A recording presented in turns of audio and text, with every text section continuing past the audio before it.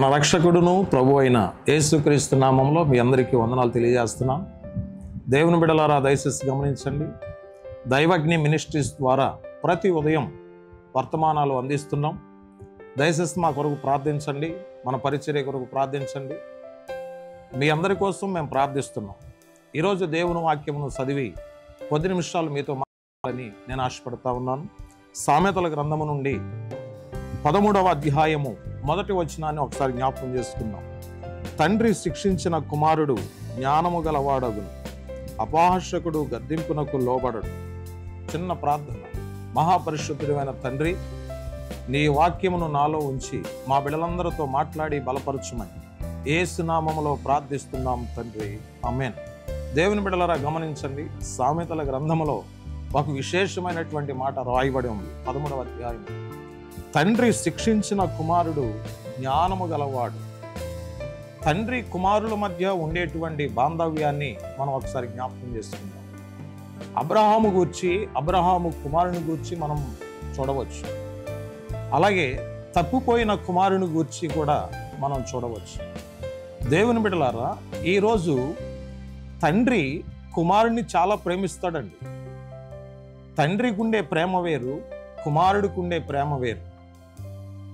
భూ సంబంధమైన తండ్రి వేరు, పర సంబంధమైన తండ్రి వేరు.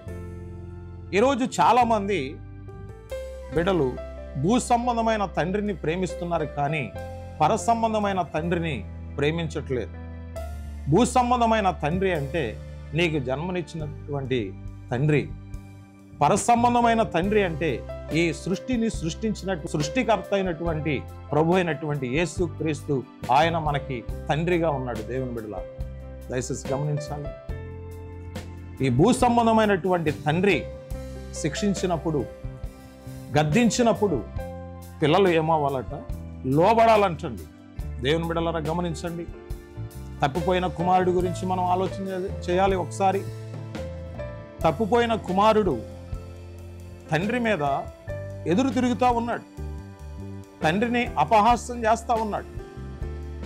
తండ్రిని తృణీకరిస్తున్నాడు. నాకు వచ్చే ఆస్తి నాకు ఇవ్వి, నాకు వచ్చేటువంటి భాగం నాకు ఇవ్వి, నా ఇష్టానుసారంగా చేసుకుంటానని తండ్రిని ప్రబోల పెడుతున్నాడు.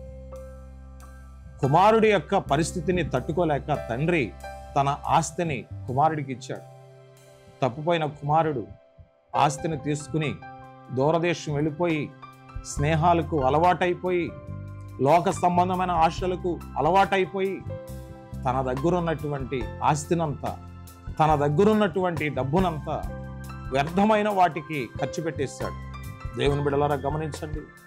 తండ్రి గద్దించినప్పుడు లోబడాలి, తండ్రి శిక్షించినప్పుడు లోబడాలి. కానీ తప్పిపోయిన కుమారుడు దేవుని మాటకే గాని, భూ సంబంధమైన తండ్రి మాటకే గాని ఎంత మాత్రం లోబడిన వాడు కాదు. తన దగ్గరున్న ఆస్తంతా పోయిన తరువాత పందులు పొట్టు తినినప్పుడు తండ్రి గుర్తుకొచ్చాడంటాడు. భూ సంబంధమైన తండ్రి గుర్తుకొచ్చాడు, పర సంబంధమైన తండ్రి కూడా గుర్తుకొచ్చాడు. తండ్రి విలువ తెలియాలంటే దేవుని బిడ్డలారా, నీవు భూ సంబంధముగా కొన్ని కష్టాలు పడవలసిన విధముంది. భూ సంబంధమైనటువంటి కష్టాల్లో నువ్వు నలిగిపోతూ ఉంటే, భూ సంబంధమైనటువంటి నష్టాల్లో నువ్వు నలిగిపోతూ ఉంటే, భూ సంబంధమైనటువంటి పరిస్థితుల్లో నువ్వు నలిగిపోతూ ఉంటే, పర సంబంధమైనటువంటి ప్రభు అయిన యేసు క్రీస్తు దగ్గరికి నీవు రాగలిగితే గాక నీ దుఃఖమును, నీ బాధను, నీ సమస్తాన్ని కూడా దేవుడు విడిపించి నిన్ను ఆశీర్వదించగలిగినటువంటి దేవుడాయి. దేవుని బిడ్డలారా గమనించండి. తండ్రి శిక్షించిన కుమారుడు జ్ఞానము గలవాడవుతాడని దేవుని వాక్యం అంటుంది.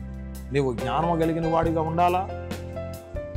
చదువులో జ్ఞానము కలిగిన వాడిగా ఉండాలని ఆశపడుతున్నావా? భవిష్యత్తులో జ్ఞానము కలిగిన వాడిగా ఉండాలని ఆశపడుతున్నావా?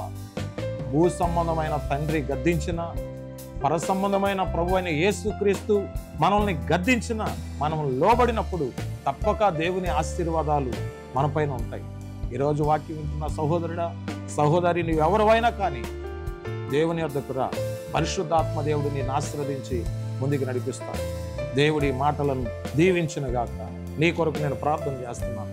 మహాపరిశుద్ధుడైన తండ్రి, మా బిడ్డలందరినీ దీవించండి నాయన.